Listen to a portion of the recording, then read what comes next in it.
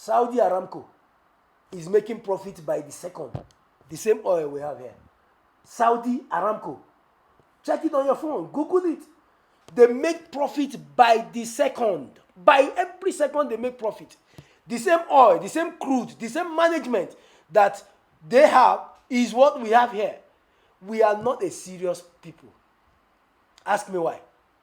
Is it not 2 weeks ago they said that all the outlets of NNPC around the country have been what? Have been sold to a company that belongs to the president's cousin. Will you hear something as dirty as that from Saudi Aramco? Every drop of oil is accounted for.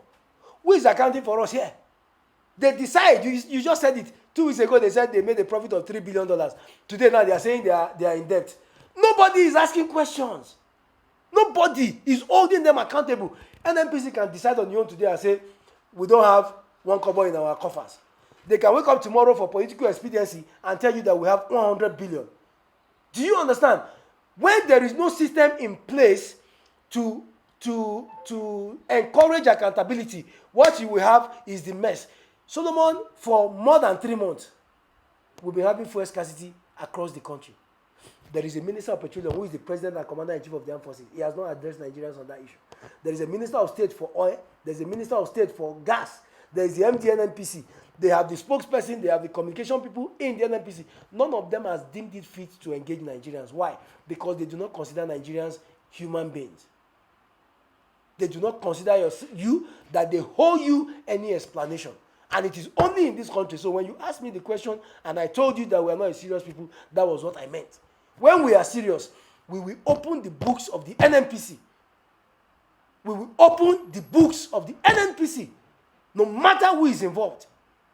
Until then, you see this artificial, they will say, oh, we need to remove subsidy, we need to increase fuel price so that fuel can be available. We have been hearing that since Abacha's time. We are buying fuel now 690 naira, 700 naira, and there is this scarcity. So it's not about the price of the fuel, or you understand, it's about management on seriousness on the part of the leadership of the country. If you want to get NNPC working, you know what to do. Why is Mele Kyari still in NNPC? Why? Why is Mele Kyari still the GMD of NNPC? With all the when we are serious, we know men that should man organizations as powerful and sensitive as that, and we know what those that have manned it before, we know what should be done to them. Until then, let us keep joking and playing around and keep queuing up for fuel for 1,000 naira in a country that produces, that has crude. When Jonathan wanted to remove fuel subsidy in 2012, for 6 months in 2011, he engaged different stakeholders. You know why? Because as a president, if he was sensitive enough to consider what Nigerians will feel, what the opposition will say. People like El-Rufai, people like Lai Mohammed, Jonathan took into cognizance their value and their ability to talk to Nigerians and engage Nigerians. Apart from press release from Wadata House, have you seen any sensible thing coming out from that party?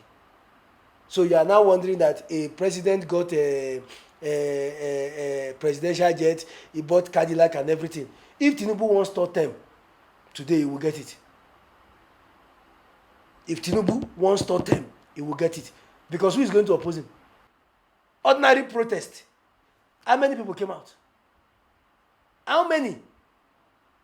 How many leaders of this country stood with the people during the protest? Everybody is hiding. I don't want to offend that rock. So let's continue living. I am begging Tinubu, buy more private jets, buy presidential jet, buy more Cadillac. Show Nigerians that they are an unserious set of people. Because which other country will your citizens be finding it hard to feed 3 times, 2 times in a day, and you are wasting $150 million to buy a presidential jet? You are spending over how much to buy a Cadillac? Not that there are no vehicles in Aso Rock. You are spending 21 billion naira to build house for the vice president. You are buying 5 billion naira yacht. It is only in Nigeria because what? The people consider themselves conquered. Number 2, Opposition is dead. DEAD. Opposition is dead. Opposition is compromised. Opposition is scared. Until we have an opposition that can look the government in the face and tell the government enough is enough, Tinubu should carry on. He should carry on. Because I don't see any other country that can take half of what we have taken in the last 1 year.